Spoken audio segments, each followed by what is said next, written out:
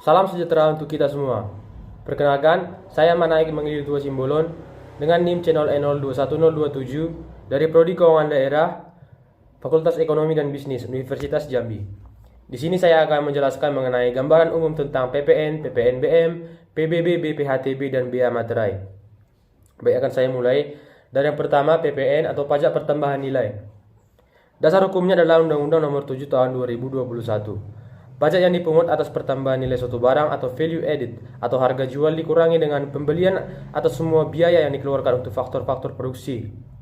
Dimulai dari saat bahan baku atau pembantu diterima biaya selama proses produksi sampai dengan hasil siap dijual. Dasar pengenaan pajaknya, yang pertama PPN barang sama dengan persen tarif dikalikan harga jual. Kemudian PPN jasa, persen tarif dikalikan dengan penggantian. Kemudian PPN impor, persen tarif dikalikan nilai impor. Kemudian PPN ekspor, persen tarif dikalikan nilai ekspor. Kemudian tarif PPN. Tarif PPN yang berlaku saat ini adalah 11%. Namun berdasarkan pertimbangan perkembangan ekonomi atau peningkatan dana untuk pembangunan dengan peraturan pemerintah, tarif PPN dapat diubah berkisar 5-15% dengan tetap memakai tarif tunggal. Kemudian khusus untuk ekspor dikenakan PPN 0%. Kemudian PPNBM atau pajak penjualan atas barang mewah. Pajak dipungut atas penyerahan atau impor BKP tertentu. Selain dikenakan PPN, juga dikenakan PPNBM atau pajak penghasilan penjualan atas barang mewah. Di sini berlaku atas pemungutan di samping. Sistem pemungutannya adalah sekali dari sumbernya. Tarif PPNBM. Tarif PPNBM dengan peraturan pemerintah dapat ditetapkan dalam beberapa pengelompokan tarif, yaitu tarif paling rendah sebesar 10% dan paling tinggi sebesar 75%. Tarif PPNBM yang berlaku saat ini adalah 10%, 20%, 30%, 40%, 50%, dan yang paling tinggi adalah 75%. Yang kedua, PBB atau Pajak Bumi dan Bangunan. Dasar hukumnya adalah Undang-Undang Nomor 28 Tahun 2009. Pajak negara yang dipungut atas bumi, dalam hal ini permukaan bumi dan tubuh bumi yang ada di bawahnya, serta bangunan dalam hal ini konstruksi teknik yang ditanam atau diletakkan secara bertahap pada tanah atau perairan. Tarif PBB.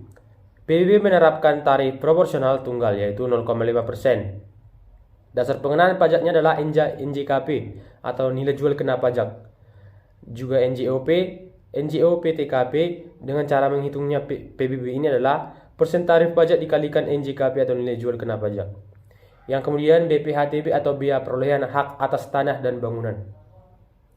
Dasar hukumnya adalah Undang-Undang Nomor 20 Tahun 2000. Pajak yang dikenakan atas perolehan hak atas tanah dan atau bangunan yang selanjutnya disebutkan dengan pajak. Dasar pengenaan pajak adalah NPOP atau nilai perolehan objek pajak. Dalam hal ini transaksi atau nilai transaksi. Jika POP tidak diketahui atau lebih rendah dari NJOP PBB, maka yang digunakan adalah NJOP PBB. Kemudian tarif BPHTB. Tarif yang digunakan untuk menghitung PBHTB sebesar 5%. Untuk menghitungnya seperti ini tertera 5% dikalikan NPOP dikurang NPOPTKP. Kemudian NPOPTKP atau nilai perolehan objek pajak tidak kena pajak bervariasi, ditetapkan secara regional atau sesuai dengan peraturan daerah dan paling banyak adalah 300 juta rupiah. Kemudian yang terakhir, bea materai. Dasar hukumnya adalah Undang-Undang Nomor 7 Tahun 1985 dan Pasal 5 Undang-Undang Nomor 10 Tahun 2020. Pelaksanaannya diatur dengan PP Nomor 24 Tahun 2000. Dokumen yang dikenakan bea materai adalah surat perjanjian dan surat-surat lainnya yang dibuat untuk digunakan sebagai alat bukti mengenai perbuatan atau kenyataan yang bersifat perdata. Akta-akta notaris termasuk salinannya, akta-akta yang dibuat oleh PPAT termasuk rangkapnya, dokumen yang digunakan sebagai alat pembuktian di muka pengadilan. Kemudian surat berharga seperti wesel, promes, dan askep. Tarif bea materai dibedakan menjadi 10.000 untuk yang materai 10.000 untuk transaksi di atas 10 juta rupiah. Kemudian untuk yang 6.000 di transaksi di atas 1 juta rupiah sampai 9.999.000. Kemudian materai 3.000 untuk transaksi Rp250.000 sampai dengan Rp999.000 dan atau atas penggunaan cek atau bilet giro berapapun jumlahnya.